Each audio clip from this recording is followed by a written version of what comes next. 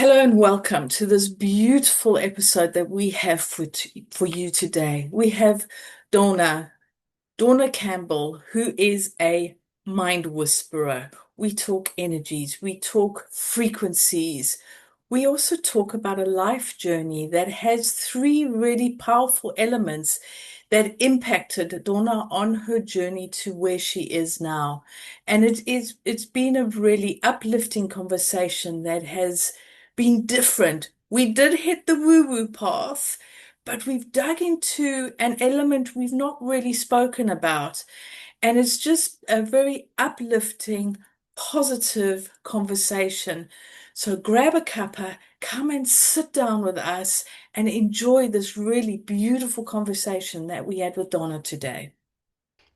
But before we dive into this conversation with Donna, I'd love to ask you for a favor. Please go and subscribe to wherever you're listening to this podcast.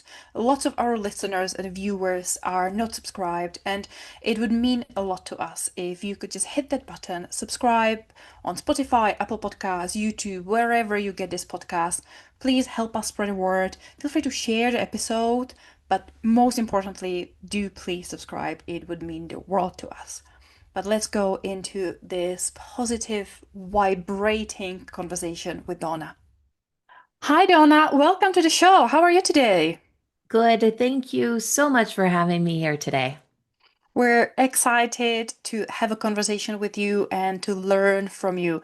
So, to get us started, would you mind telling us and our listeners a little bit about yourself, who you are, what you do, and what really gets you out of bed in the morning? What gives you the spark to really, take the day by a hair and just keep going? Absolutely, absolutely. In the world, I get called a mind whisperer because in the healing sense, I reprogram your subconscious brain to get you results. It happens on an energetic vibration and frequency, which then goes into emotions, which then goes into beliefs.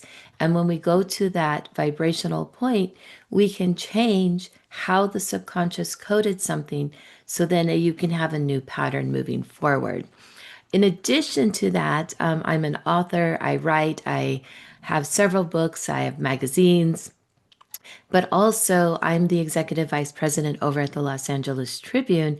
And so I'm the director of the film division. So I have two documentaries that I'm producing in the personal development space. And I also open up global markets internationally with our media syndicate group. And that's all about taking someone's personal brand, showcasing it in a positive light. Because right now there's 17 pieces of negative news to one piece of positive. So we want to showcase everybody in that positive light, change the status quo, and really share and broadcast their stories. Oh my gosh, love that. Love every little thing that you just said. It's so exciting to be able to have a conversation with you and learn a little bit more about how did you start it on this path. I'm always curious, what life experiences, what previous paths, what journey you have been on to get to a point where you are now. Is it something that you started very early on, or did you have a different career? And life just happened and something happened that inspired you and kind of maybe pushed you or nudged you to go into this direction. All of the above is what I'm going to say. I think we have milestones in life, and I don't think it was one particular event, but a series of events over the last, we'll say 25 years that really got me to the point that I'm at here today. The first thing I was a financial advisor and a managing principal of an investment firm, and I was responsible for $500 million of other people's money. But it cost me my health. I couldn't digest food after 2 years. It cost me a marriage because I learned of the infidelity. And then it actually cost me my money because in the end, it was during the global recession that I ended up leaving the financial services field to pursue the healing arts. But also during that time, I was in a relationship with another person and he attempted to take my life. So then I learned I'm here, I'm worthy to live this life. I should be abundantly and prosperously. Years later, he crossed over. So that was the first major event. The second major event was when I was in the healing world. I was working for a founder for the healing, for a particular healing modality, as well as teaching and instructing. And they laid me off. And I say that only because there was a lot of tension within the group and the family within itself, and somebody had to go, so they chose me. And that was a little devastating because I thought I was part of that family. And then the next milestone coming forward from that after my career in the healing arts was 2 summers ago. Energetically, you said the word pushed or nudged. I was actually energetically pushed walking down the sidewalk, and it actually launched me 8 feet into the road. And I cracked up my pelvis, my ribs, my elbows. And then I really had a good hard think about what I was going to continually do with my life. I'd spoken with the Los Angeles Tribune on their stages as a speaker before. I knew the company, I knew the CEO. We got reconnected a year or two before that happened. I started doing some things in that arena, but that last event really was the catalyst that said, no, I'm going to do this full time. Everybody has a story. Oh gosh, your story really is just, so I wouldn't even say that you've been pushed. It really feels like sometimes you've been shoved, like genuinely, like it feels like, the Mhm. energy, the universe has been just giving you a couple big small nudges here and there and showing you the path. But there have been few moments where it really feels like, such a big moment in your life, be it through someone else and their actions or through simply just the energies and the things that are happening that you've really been forced into questioning, what am I doing? Where am I heading? How am I showing up? How am I feeling? It's always inspiring to me to hear these stories because very rarely these kind of transformation come from a comfort zone. They rarely Mhm. come from a place of contentment and happiness and joy. Unfortunately, lots of times Mhm. we do need shock to our system to start thinking. Could you talk us and our listeners a little bit through then your maybe thought process, maybe your research, maybe the conversations that you had with people once you started, having these inclination to lean more into the healing world, lean more into the energetics. What were maybe the initial resistance? What was the inner voice telling you? And how did you then overcome to really lean fully into these paths? Mhm. Moving into the healing arts, it was always something my entire life that I had a connection to. And then as I was leaving high school, going into the adult life, college, um, learning different things, you learn that it wasn't acceptable, really. And according, my parents, they did not understand any of it. So, of course, that was not a place that I would speak about it. And I started studying slowly but surely. And my first husband thought all of that was snake oil, so to speak. So even going to a chiropractor after I spun out on some um, solid ice, black ice once and hit my car, my body took the impact. And so I was going to a chiropractor and a massage therapist to realign. And he even thought that that was snake oil because I should just go to the doctor and get some cortisone shots and be fine. And so I knew we were going to be in trouble then. And so, but I was still studying and I was still doing what I was doing. The real catalyst in that for moving into it was when I had my children because my son would say, Mom, there's purple and gold going down your back. And my daughter, when she was 2, was looking at her hands and telling me they were glowing green. And I'm like, something's up. I need to go investigate. I need to go learn. So that kept me prompting learning because I wanted to understand what my children came here with. And so slowly but surely, I started reading cards. I started moving into it. I started taking some classes. Meanwhile, while running of the financial firm, I had 4 offices in 3 states. I traveled between those 3 states by car every week. And that opened up that opportunity because I was busy with children, work, studying, and all of that, that he did what he decided to do, and that ended our marriage.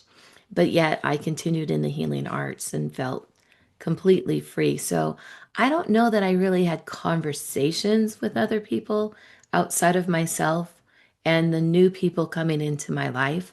Making the decision to fully move into it really came from that spiritual relationship that I had with another person who attempted to take my life only because I knew that there was something greater, and it was that energy that actually saved my life.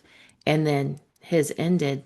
And then I just knew that I made a promise to myself and to the universe, to God, to Creator, that if my children and I were kept safe from this situation, I would dedicate my life to the healing arts. And I did from that moment forward. And my life has unfolded then. So it really came out of a worldly promise. Thank you for sharing your story and your experiences with us and allowing us a glimpse into who you are and into your life. But one of the things that I'm interested in, and I'm sure some of our listeners would maybe want a bit more of an explanation, is when you say healing arts, can you break that down a little bit? Because some of these words might be well known, but they can also be misinterpreted in different ways. And of course, we have a very international audience.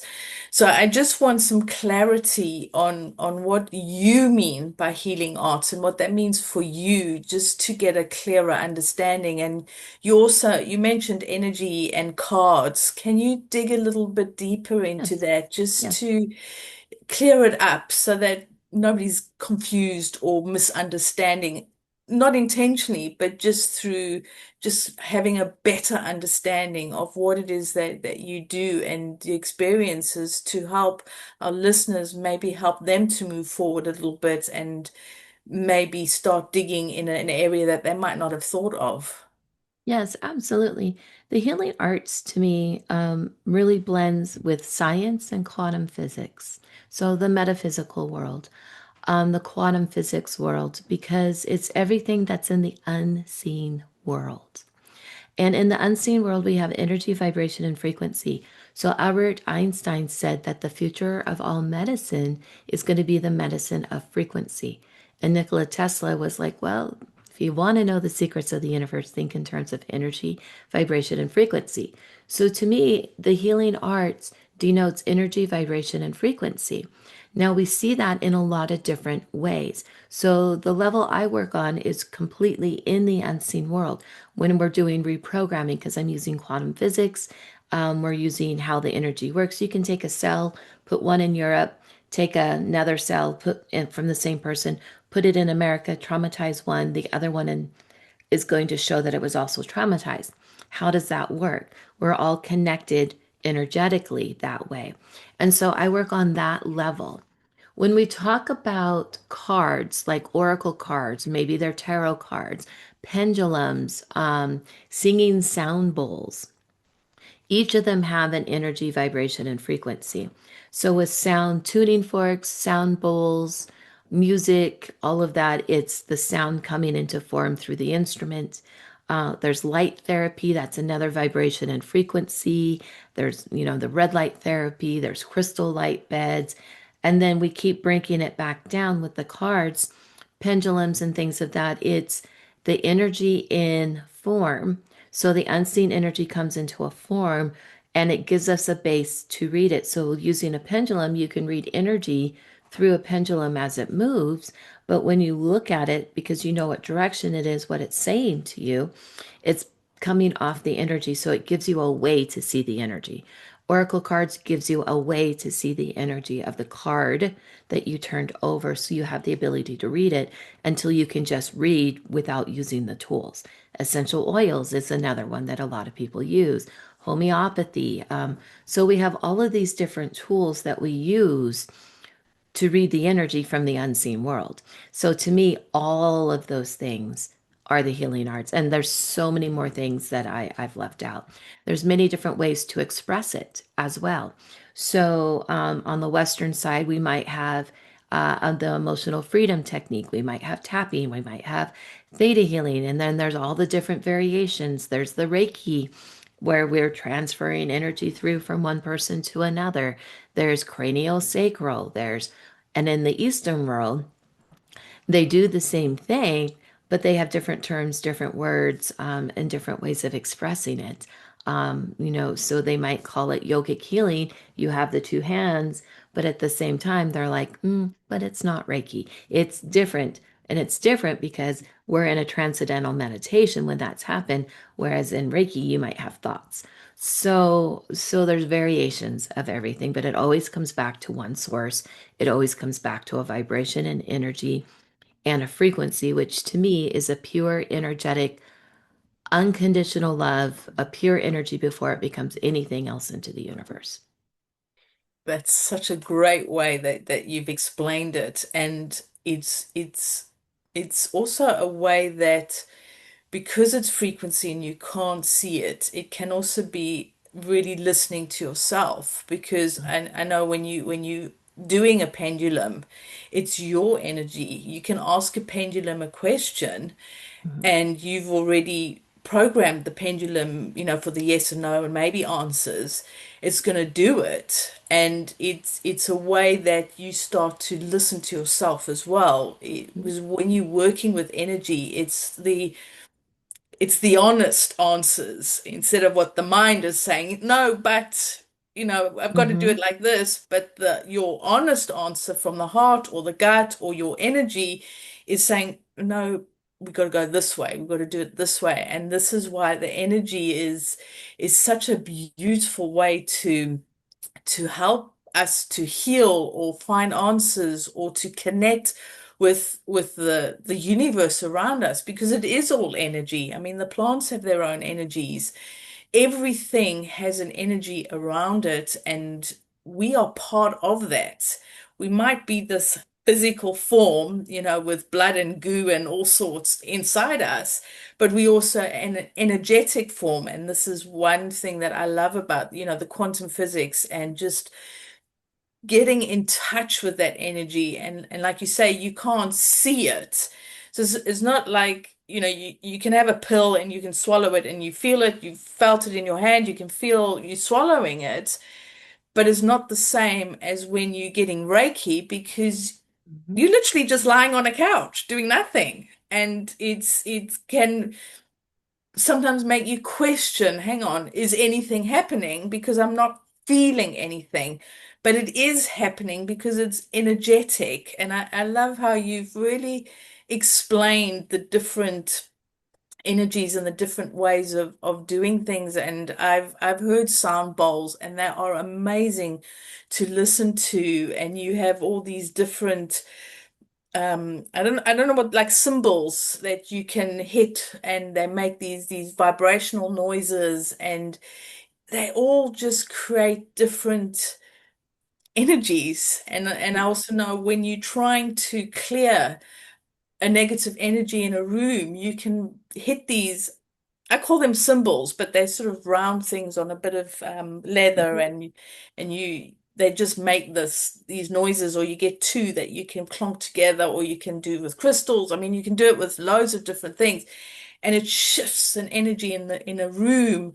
And you can also do it with smells, like you said, incense, or even yeah, incense sticks or essential oils or sprays. There's so many different ways of doing things and placing crystals in different areas and different crystals. When you go into a crystal shop, you're attracted to certain crystals, and somebody Mhm. else will be attracted to something else. And you think, what the hell? Why is that one appealing to you and not to me? But it's Mhm. that energy, that almost that communication that you can't see, but it's happening Yes. all around us. And I think that's where it's so important to allow the brain to just step back, shush up, and get out of the way so that you are guided to why something appeals to you. Sound.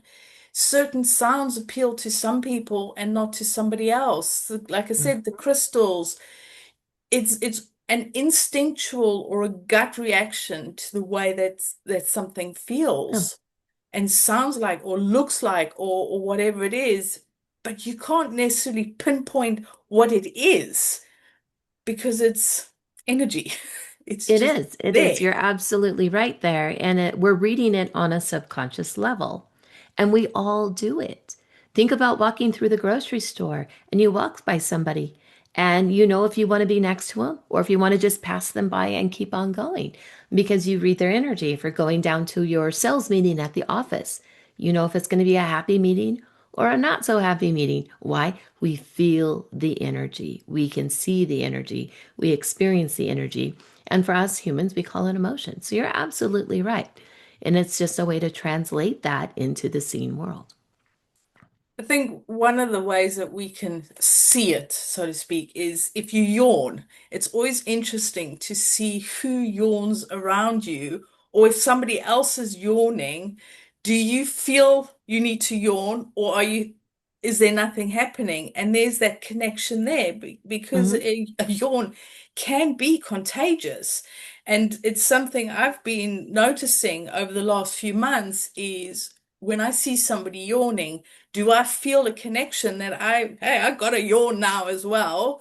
Or Right? am I just like, okay, you must be tired or something, but there's nothing happening? And likewise, when I yawn, I'm always interested to see who else yawns straight after me. And I'm finding that really interesting because that you can physically see if Hmm. somebody's yawning, and you can almost feel then a connection. And sometimes it's like, why the hell am I connected to you? I don't necessarily know you, but it's energetic connection. We have connections with people. We don't know who they are, but our energies know, or our spirits know. There is a connection there.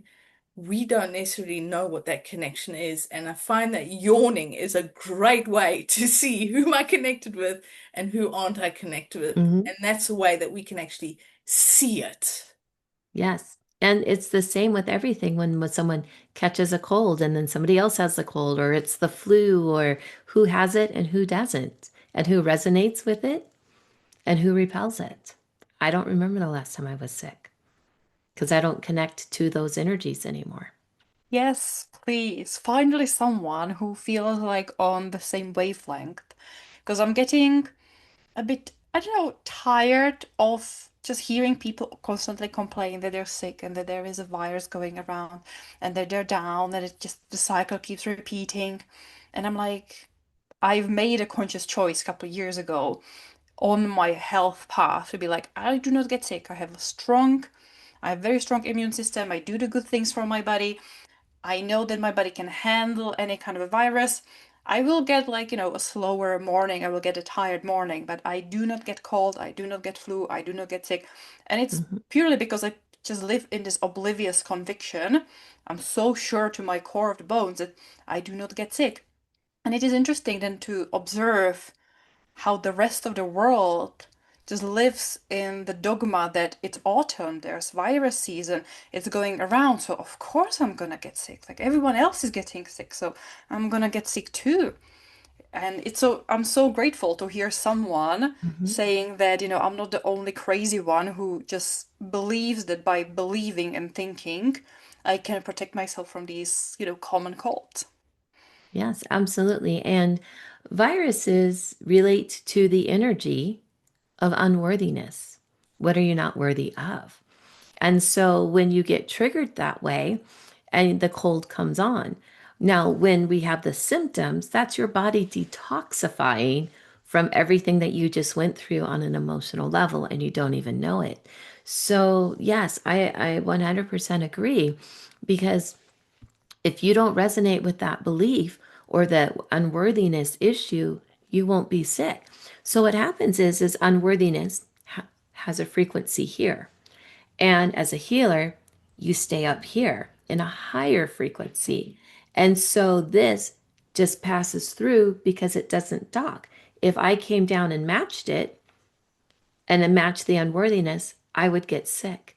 And a lot of times there's some genetic beliefs around it as well. So if you had children, my children got a cold from school, now they're home, now I have a cold. Well, as moms, because we're caretakers and nurturers, we want to take on the affliction for the child so the child doesn't have it. Now both of you are sick. Now you can't really do that. I mean, you can take it and share it, but the child is still going to learn from it as well. So you don't ever really fully take it. So there's some genetic beliefs around there. There's some shamanic beliefs around there because in tribal communities, we all came from tribal communities if you go back far enough in time.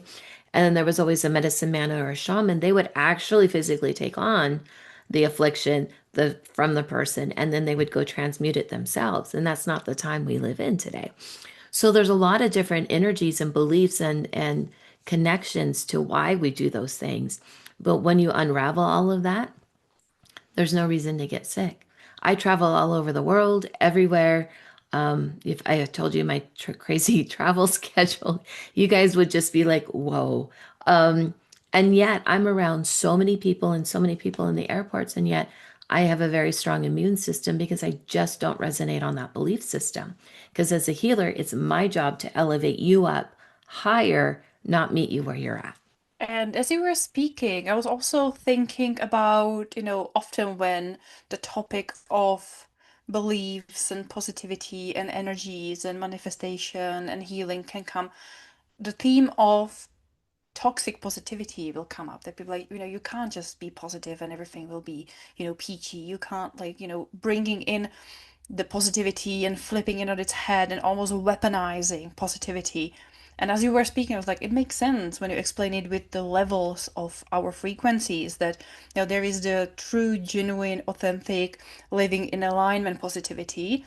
And then if you're in a different frequency, then it is more of the fake toxic positivity where I'm just faking it but not believing it. I'm just pretending it. I'm not leaning into it. And the same kind of for me always comes the thought of abundance. And I know that abundance is such a big topic for you. And there's so many little dots that my brain is now connecting as we're speaking, because now my brain also wants to go and talk a little bit with you about when you were talking that one of your projects is bringing in more positive news Mm-hmm. and how this links together with the media that we're exposed to. I have a background in journalism. I studied journalism. My career started in journalism, and these days I cannot watch or pay attention to any media, traditional media whatsoever, because there's just negativity. There's nothing good in there. And I'm like, I'm not putting that in my system. I don't need that in my life. If there is a valuable news that I need for my survival, it will get to me somehow, but I don't need to be watching news. I would love to hear, how your journey and story and beliefs then also play a role with this project that you have, bringing in more positive news into the world. Yes, absolutely. So I'm going to take a step back because there's a piece in here when you were talking about toxic positivity. There's two sides to everything. And there's actually four, but we'll stick with two. And one is the conscious side. And that's where if I think I'm positive, I'm over positive, I'm optimistic, I play in that world. But that's really only 10% of our reality. The other 90% is in the subconscious, the deep hidden layers that we don't necessarily know that are there that got programmed. So we're electromagnetic beings, energy runs up and down and in and out of our body. So if we think positivity, but yet inside we feel less than, lack, who am I, oh my gosh, fear, anxiety, but I'm trying to project this out here, that's a misalignment. And so what I do is I come in and I align the subconscious to the consciousness. I'm rich and abundant, but yet who am I? Lack, I'm in scarcity. That 90% is going to override. So when we go through that alignment process, when you think I'm rich and abundant or I am positive, on that subconscious level, it is 100% positive. So you are whole, strong, moving forward with positivity versus the toxic positivity you were talking about. Because you can say positive things, but not feel positive inside. So once that's in alignment, you were asking about how do we put out people's news and create positive news stories. Well, we're not reporting on this gunfire over here, this death over here, this bad thing over here that happened. We're really showcasing people's stories in the light that they want to have them in.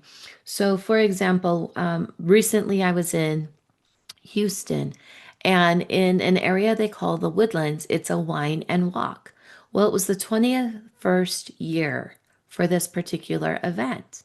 So the owner was there, and I was there as press, and we did a video interview while walking, sampling a little bit of the wine, a little bit of the food, and talking about her inspiration of why she started this and how it grew to this multi-thousand person event over 21 years. And she was sharing her story. We created it into an article, the videos there. I was recently at another event for Lambo Sky. They're building a real estate division in Miami. I got to attend Vision Night. And so what inspired this? How did it happen? Why should someone invest in this type of news? And so even with myself, with the Abundant Soul, it's a personal brand, but I've even used that to show this is what it would look like for you in media so you become omnipresent, and also people see you and your brand everywhere and the actual message it stands for. What are the virtues that are tied to it? And why is this important for us to know? And what are the good things you're going to be doing with it? And then, of course, for me, on a spiritual healing level, as I meet people, as I write, it naturally encodes in these higher frequencies because it's just who I am. I walk into a room and everything else shifts because I've done this for so long. I don't have to think about it. People just change around me. So if I'm writing or if I'm interviewing and doing different things, that also happens. And we magnetically attract the life that we're meant to live, as well as showcasing the other person in that as well. So each of the different people, the different topics, we can use media for good. We can use journalism for good and can really put it out. And even the movies that I am producing, they will both come out this next year. The first one is called Pillars of Power, The Hidden Secret Behind Achieving Greatness. It's the 20th anniversary of The Secret. I have four of the original cast members from The Secret in this movie, and a lot of people prayed over it and blessed it. And I went to Japan and we went to the temples asking for blessings, and it just continues the work. So when people watch it, even though we're sharing a message, what is that hidden secret? They're going to feel something a little bit different because of all of the collective energy that went into it. So that's how we can code our messages in media that way. One of the things that is fascinating is finding ways to change your frequency is quite often, as you said, quite often you are trying to be positive, but you're not feeling it. But Mhm. you're thinking it and you're trying to shift the way that you're thinking and feeling. But obviously emotions are different to what the little brain is saying and doing. And the frequency is more on emotions as opposed to thought. I know that they are connected as well, but it's our emotions, it's how do we feel, because we can stand in front of a mirror and say, I am rich, and do all the affirmations. Meantime, our emotions are going, oh my God, I got another day. What am I going to do? And you're not feeling it. How can people who are doing the work and finding their way shift that frequency and find a way to start to feel it, to really start to change their energies, change going up more than just sitting on that I'm not worthy level and feeling overwhelmed by what's going on. And I know one of the first things is stop watching the news. I mean, that is but let's say they've stopped watching the news and they listening to books, or you know doing the more positive things, but just finding that they are, it might be their frequency that they are not focusing on or having to, or being able to change. Is there something or some tips that you can give our audience on to enable them to start to step up and start to come up and out of that bottom rung, so to speak, but they're doing the work, but sometimes it's the frequency that they're just not hitting that frequency. Yes, absolutely. Affirmations over time will work. And there's a specific way to actually use affirmations on a daily basis. But most of the time, we are taught, like I want to say, I'm, rich and abundant. We'll just come back to that one. But you have to say that about 300 to 400 times a day for 3 to 4 months for it to change in the subconscious. Because remember, affirmations, we're doing something. So if we're doing something, it's on the conscious level. What we want to do is become it or be something. And when we're on the being side of things, that's that 90%. So, an exercise that if you want to utilize, a yoga healer taught me was that when you breathe in oxygen, all of the good things that the body needs. And when we breathe out carbon dioxide, all the things the body doesn't need, all the toxins and everything. So he said, what I want you to do for every single day is to sit down and breathe. And you're going to breathe for about 15 minutes. Now, it's a really long time. I'm going to tell you when you're doing it for 15 minutes. It sounds short, but it feels long. So, maybe start with 5 to 7 minutes. And when you breathe in, you're going to breathe in a positive word, kindness. And then when you breathe out, you're going to breathe out what you don't want, maybe stress. So, kindness, stress. Now, we start off by doing something consciously. What happens in those 5 to 7 minutes is you're just suspended in breathing. Your thoughts might not be there, they might go away. You might only think the word kindness and forget that you're breathing out stress. And pretty soon you're in a meditative state. So, what you're doing is you are telling your mind what to do to give it a job so you can go into a meditation, which lowers your brainwave frequencies, which will do the reprogramming for you. And then when you're done, you realize when you go back to your task, you have more focus, more clarity, more balance. And then your emotional state is different because you will feel it different in the body. So that is something very active every person can actually do. And I would recommend just doing it once or twice a day and repositioning your own energetic frequency because you will elevate and raise up in vibration. If you want to change something permanently on a subconscious level, it's a little bit longer of a process. It takes me 2 days to teach it. But once you understand the process and you know how to change it, you can just go in and actually change the emotion and the frequency of what happened at an event prior in your life. And it reprograms everything in the brain, in the subconscious level. So pretty soon, you are just operating from the new paradigm because our lower emotions give us something positive. We learn through duality. So a structure might be, frustration is teaching me how to learn how to be happy, for example. Well, we've already learned that pathway. Let's just be happy without the frustration. Every person is different. It ties to a different personal event. It's located in the body in a different spot. We find out where all of that is and get to the heart of it when you don't remember or don't recall, oh, it was this. And so when that changes on that level, it's instantaneous and you get results fast. But unless you're going through somebody like me, do the breathing exercise. It works. Thank you for sharing that. And as we love, it's so simple to do. It's not complicated. It doesn't require, a degrees or anything. It is really simple. So thank you for sharing that. And it's a great way to start to shift the energies. And of course, we do know about meditation and everything that you've talked about, but it's just a different way of doing it, and that might help because not everybody meditates the same way. And just focusing on breathing, like you said, bring in a kind or nice word or positive word, and exhale something negative like stress.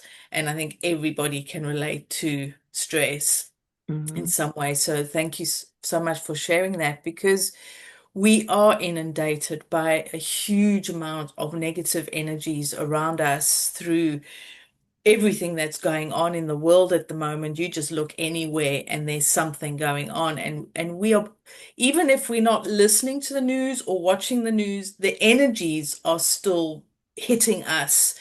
And this is something that we don't necessarily consciously know that it's hitting us unless Mhm. you know about energies and what's going on. You don't necessarily know that these negative energies are almost sucking you dry in a way. They're really bombarding you, and it's like being attacked by warriors that you don't know, like invisible people, Mhm. and you don't know that you're being attacked, but you feel attacked, but you can't see anything going on. And this is something that my husband and I often discuss because we see people who are so stressed or so negative and just reacting to things. And I'll sometimes say to him, but they're reacting like that because they don't realize that they're actually being attacked 24/7 by things they can't see or don't even know that's there. Because not everybody realize that there's the quantum Mhm. physics and the vibrations and all this energy that's going on around us. And that must be something that you come across in your line of work is people who are being attacked but don't know that they're being attacked. So therefore you can't always put your shields up like with Star Trek, shields up, Mhm. Captain. We got enemies approaching. You can't see the enemy, therefore you don't know that the enemy is coming. But also you don't always know to shield yourself because we can shield ourselves from energies and from vibrations of other people. We can shield Mhm. ourselves, but not everybody knows that you can. And therefore, you've got these invisible warriors. I'm just going to call them warriors because I don't know, things coming at you and attacking you. So you might be reading the right books. You might have stopped watching the negative news and trying to associate yourself with positive people. So you might be doing the actions, but then not necessarily realizing that they're coming at you from all sides and you can't see them. Can you help our listeners maybe a little bit in how they can shield themselves so that they can help themselves to protect their energies? Because our energy is important to us and we do need it, and we are working on changing it, increasing it, becoming more positive, more aligned. But if we're being attacked, it's really difficult to do that. So can you share a little bit about Yes, that? absolutely. And I'm going to change your paradigm just a little bit. How's that? Earlier I said we could take two cells from a person, we can put one over in Europe and one over in America. You can traumatize one cell and the other cell will react as if it's traumatized. So when we are being attacked by energies outside of us, and we don't know, but we have the effects, there is an energy inside of us that is resonating with it. And so, because something is happening outside, it can go in and shift and change on the inside. So, then what happens from that point is that if we shift and change what's happening to us on the inside, when that energy reaches out to try and attack, it's not there. It doesn't resonate with you. It's not part of your paradigm anymore. It doesn't happen. Um, and so it's doing the inner work because there's different hermetic principles as above, so below, so within, as without, or as within, so without, whichever way it goes. And so essentially, energy is a two-way street. The energy that you have from your body moving forward, you're creating the world around you. So technically, you are the center of your universe. Now, energy is outside of you. We see it. We see everything physically in our world, and we take that into us. So if we don't physically see something, but an energy comes towards us, if we have a resonating vibration on the inside, and there's a great book called Molecules of Emotion by Candace Pert that talks about this. When we take that energy on the inside, if we have a resonating node of emotion on ourselves, we're going to receive it. But if we don't have that, because we can change it and recode it differently, then it just doesn't exist in our world. And so somebody can psychically attack or send bad negative energy, or you hear something on the news and it has zero effect because there's no resonation with it. And, and in my house, people are always like, well, are people in my community, well, did you watch this? Did you see this? Did you see that movie? And you're like, I just don't watch television. I really don't. I can probably recall some movies. I will watch movies from time to time, but I'm very careful. And with it, there was one movie I remember watching. It was a Sandra Bullock movie, and it was The Birds with the Box. I don't remember the name of the movie, but that, because of the energy and what it was at the end and how they saw it, that imprinted me subconsciously, and I couldn't sleep for a number of nights. Why? Because there was something inside of me that resonated until I shifted that out. No, I don't watch movies like that anymore. This is so interesting that you're kind of speaking out and you're describing and explaining things have been naturally happening in my life, kind of on the low key that I wasn't really consciously paying attention to. But the same way that you like, you don't watch movies. I really stopped watching so many genres of movies, and I used to love a good horror. I used to love a good thriller. I used to like a good detective. And now the only types of movies I'm willing to watch is very basic rom-coms Hmm. because they're very predictable, very simple, very happy. Like, yeah, there will be a little bit of a drama. I can't physically stand negative characters. I can't stand people being mean and annoying. I just cannot watch Hmm. movies with that, or the same with songs. I used to like a lot more hard rock, punk, rap music that would be Hmm. negative. And I'm like, I just need a very soft, gentle music. My body just cannot. And I wasn't even thinking about it. I was like, okay, I'm getting older, maybe I don't like loud music. But the way you were describing, I'm like, I I'm interested, like the trailer or people say, "Oh, this is an interesting movie," and I even put it on and I start watching, and very quickly my body is like, I cannot pay attention to this. I'm not getting myself into it. I'm frustrated. I feel just all these energies coming up, and I'm like, no, thank you. Let's move on. Absolutely. And I agree. And it's the same thing. I watch rom-coms now. I do watch documentaries. I am producing documentaries, but it has a message. There's a reason, there's a purpose for it. I write books. There's a purpose for that book, energetically. But for a lot of things in mainstream, I very seldom. Same with music. Most of my music now does not have words. Yeah, or very positive. Like I found a couple of, good flow, lots of abundance, lots of affirmation, lots of chanting. Like even they will have different frequencies, so the frequencies will be the more upbeat, stronger frequencies, kind of positive frequencies. So I'm glad that we got to touch on this theme as well and kind of give people a little bit of an insight into, it's not just the news or the scrolling on the social media. It can be this entertainment that we live with, so immersed with, we don't even think twice about movies or music that we consume. We think, oh, we don't watch the negative news, but we still will watch maybe negative movies. Or we might not, pay attention to traditional media and get all the, killings and negativity out there, but we will still be listening to quite aggressive music. So thank you so much for bringing this one up because I think it's an interesting little tweak that everyone can start making in their lives and consciously choosing music and start reprogramming their brain, start bringing in their energies into alignment with where they want to be on the gratitude, abundant, positive wavelengths rather than allowing unconsciously lots of the external world to tap and bring them down into the negativity. Mhm.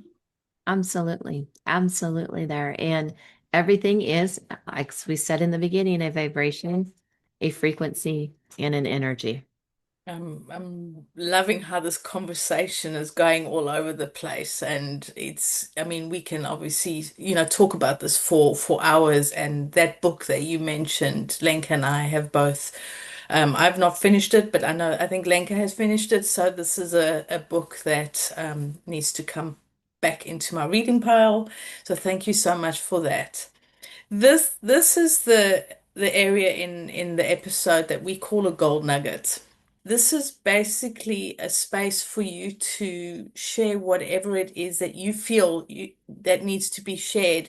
So this is where we ask Dawna, may we please have your gold nugget? Oh, absolutely. You know, when we first started this podcast, I talked about the time of my health being gone. I left my job. I went into the healing arts. I almost died. My marriage fell apart, all of those things. And during all of that time, I wrote a mantra, something that I would say. And this is what got me through all of those hard, difficult times. It's actually in a beautiful painting now a friend made for me in my home, and I share it freely. And it's in the first book, The Abundant Soul. And the mantra is trust and you will see, believe and you will know, have faith, all is well, follow your heart, and spirit will lead you. And that was one of the first ways I started reprogramming myself many years ago because it was all about faith, trust, and belief. And when you had those three key elements and you followed what you truly felt, not what you thought, but what you truly felt, the universe opened itself up to you. Thank you so much. That is really beautiful. And I'm sure that, well, I loved it, and I'm sure our listeners will love it. So thank you for sharing that. Now, for our listeners who maybe want to reach out or connect with you or find out more information, where can people find you? The easiest way is to go to bettercalldonna.com, and Donna is spelled Dawna, bettercalldonna.com. And on there, you will see client testimonials and FAQ. You will have a calendar link. You will have some other basic information about me, and it also connects to all of my social media. But if you're very tech savvy, just put my name into Google and find your favorite platform. It's all there. And we will put this link and few other links to your socials into the description below as well, so people can just listen to the episode, open the info down there, and click and go straight away to wherever they feel like they want to connect with you. So thank you so much for being here, being wonderful. I think we could have gone easily for another hour and we would still have something to talk about. We would go deeper and we would go on different, side quests to explore and change a few more paradigms. But I think this has been a wonderful introduction for us and our listeners into your world. But I always feel like I want to squeeze in one last question to get to know you, our guest, a little better. And here in the podcast, we're all about finding more life in one's life, figuring Mhm, out what really gives us life. And I'm mhm. curious, for you right now, what gives you life? Connecting to people is the simplest answer in all of the aspects of the work that I do. It's the connection because you're sharing in an unconditional love space. And of course, connection is so important because we are connected and we do need to connect with others. So thank you so much. And thank you so much for sharing your time with us today, your energy, your experiences, and just helping us on our journeys as well as our listeners. So thank you so much for being with us today. Thank you so much for having me. This was a pure pleasure. And for our listeners, what have you got from this conversation today? We've gone quite into the woo-woo element, which you know that we do sometimes touch on that. What are your thoughts on it? What have you got from today? We've talked about energy, vibration. How has that vibrated with you? And we would love to know what aha moments you've got from this. How has this episode helped you on your journey, on finding your way through life? But until next time, we'll talk to you soon. Bye.